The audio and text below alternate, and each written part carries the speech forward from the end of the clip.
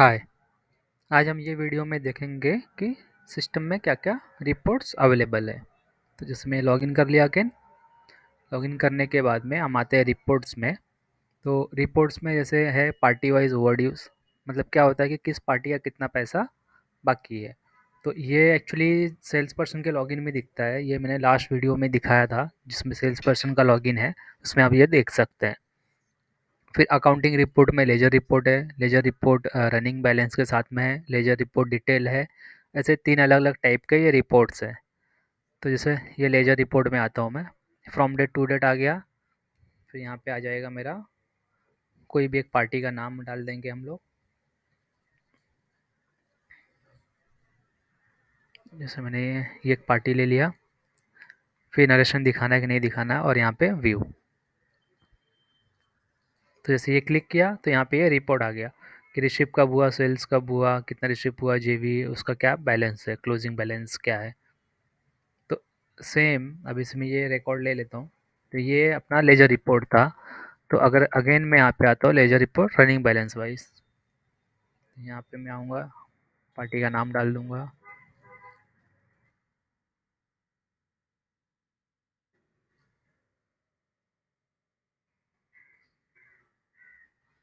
ये जो पार्टी है ना, यहाँ पे ये लॉजिक भी है कि जिस लोकेशन में हम हैं उसी का ही दिखता है। तो यहाँ पे शायद उसके लिए नहीं आ रहा था, मैं अगेन ये नाम डाल दिया यहाँ पे सेलेक्ट करके कौन सा लोकेशन का देखना है। तो अगेन ये यहाँ पे आप देखोगे तो डी आर सी आर ये क्लोजिंग बैलेंस चलता रहता है। तो रिपोर्ट सेम है, तो सिर्फ इतना सा डिफरेंस है। फिर उसके बाद में आते हैं डिटेल रिपोर्ट।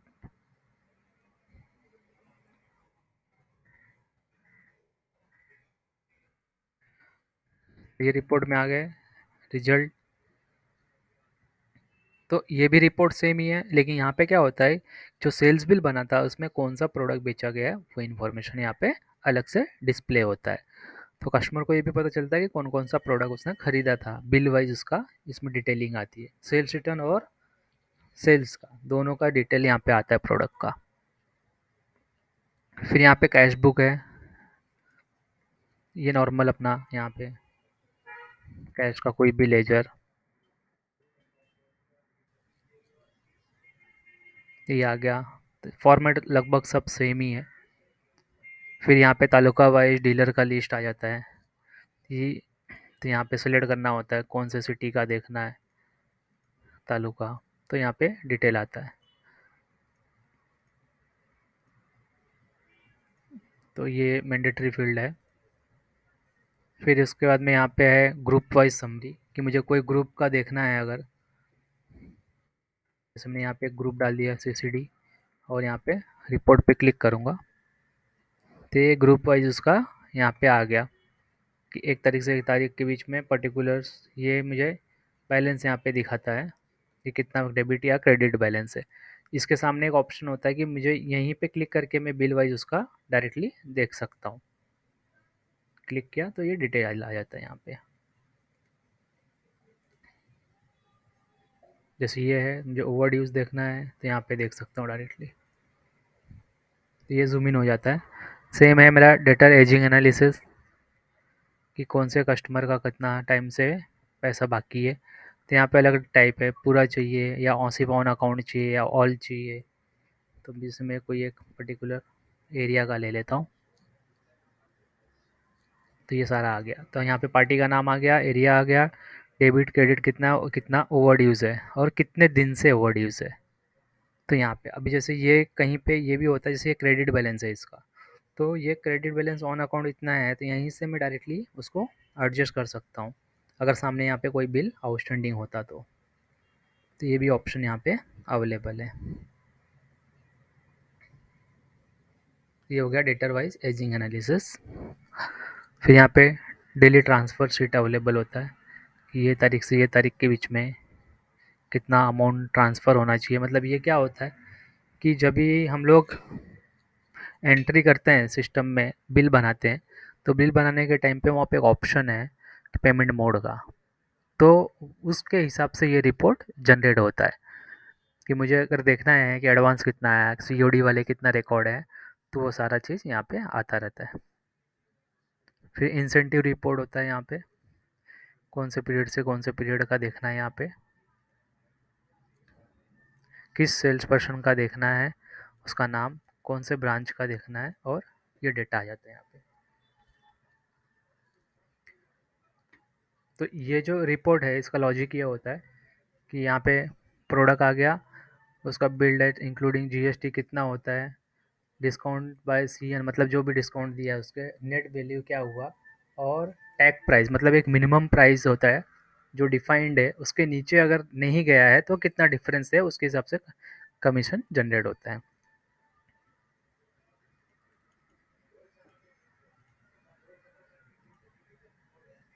मैं एक काम करता हूँ, जूना ट्रैक दिखा देता हूँ मैं आपको।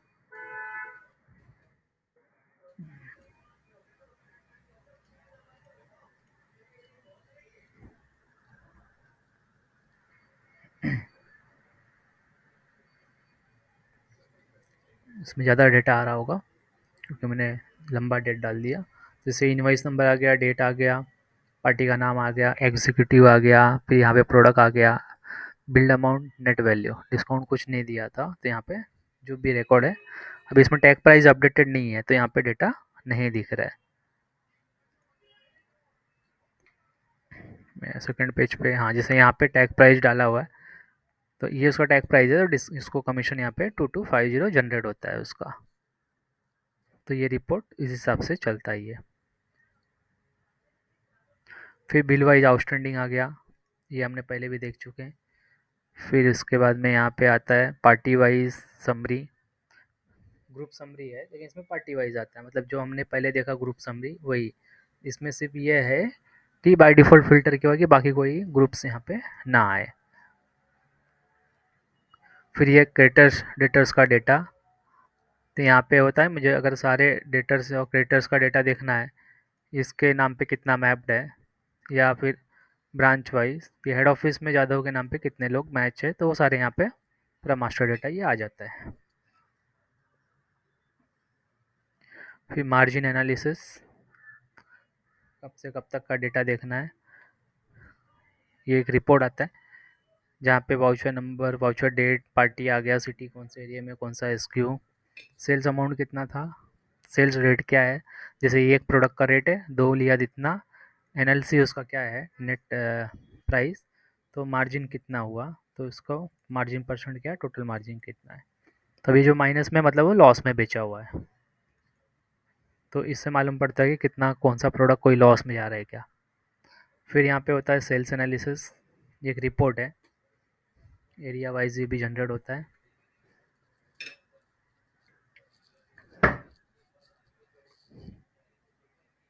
तो यहाँ पे आता है कि टोटल ब्रांड वाइज मेरा कितना सेल हो रहा है, करंट ईयर में क्या हुआ, लास्ट ईयर में क्या हुआ, क्या डिफरेंस परसेंटेज चल रहा है। तो उनको एक पता चलता है कि सेल्स एनालिसिस कि ये प्रोडक्ट का सेल इंक्रीज़ हुआ या डिक्रीज़ हुआ है, उसके लिए काम आता है। इंटरेस्ट कैलकुलेशन, ये होता है कि आउटस्टैंडिंग अमाउंट पे मुझे कब से कब तक का इंटरेस्ट कैलकुलेशन करना है।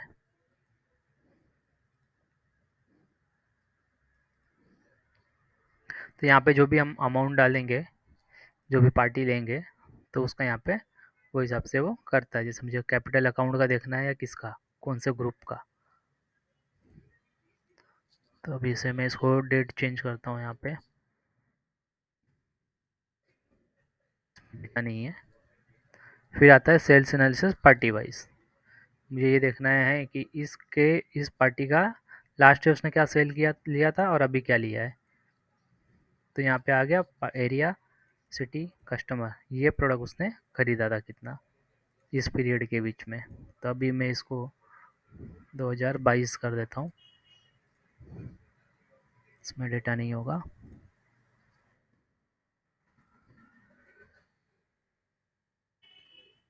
तो ये इससे आ गया। तो ये इस एरिया में, इस सिटी के अंदर ये कस्टमर ये प्रोडक्ट इतना लिया, ये प्रोडक्ट इतना लिया, मतलब कैटेगरी वाइज ये सारा उसका पूरा यहाँ पे डिटेल आ जाता है ऐसे। तो ये एक एनालिसिस रिपोर्ट है पार्टी वाइज। ये हो गया अपना अकाउंट। फिर उसके अंदर आता है अपना जीएसटी रिलेटेड रिपोर्ट। तो यहाँ पे जीएसटी में कैसा है, जीएसटी आर 1 जनरेट होता है जो एक्सेल में डेटा आ जाता है, कब से कब तक के पीरियड के लिए करना है, शो रिजल्ट। तो ये सिस्टम क्या करता है, यहाँ पे एक एक्सेल फाइल जनरेट करके देता है।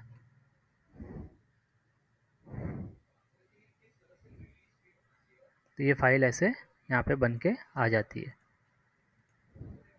जो डायरेक्टली जीएसटी के पोर्टल पे अपलोड कर सकते हो आप। फिर यहाँ पे GSTR3 डिटेल है, GSTR2 भी डिटेल है, कौन से मंथ का देखना है।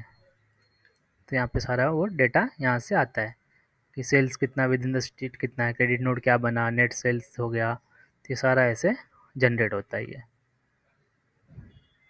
फिर यहाँ पे टू बी रिको होता है, तो यहाँ पे कैसा है, कौन से मंथ का चेक करना है, यहाँ से चेक कर सकते हैं कि यहाँ पे इस पीरियड में ये डेट के अंदर ये। तो अब ये है नॉट फाउंड इन GSTR2, मतलब ऐसा कौन सा डेटा है जी GSTR2 के अंदर नहीं मिला। तो यहाँ पे GSTR2 का फाइल अपलोड होता है, जिससे हम लोग को डेटा मिलता है। तो यहाँ पे GSTR2 भी अपलोडिंग का ऑप्शन दिया है, जहाँ से एक्सेल फाइल अपलोड करनी होती है और फिर हम उसको रिकनसाइल करते हैं।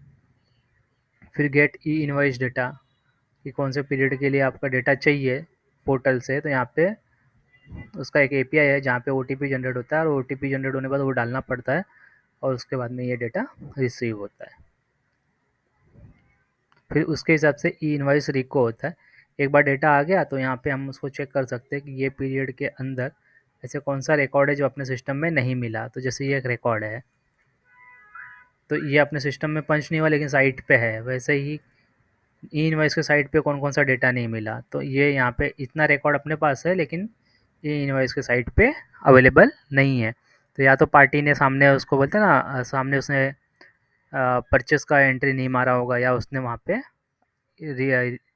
उसका बेनिफिट नहीं लिया होगा, तो उसके लिए डेटा यहाँ पे आता है। जैसे ये अलग अलग टाइप के जीएसटी के रिपोर्ट्स दिए हुए हैं। तो अभी बाकी की रिपोर्ट्स हम लोग नेक्स्ट वीडियो में करेंगे। तो अभी के लिए इसमें इतना ही।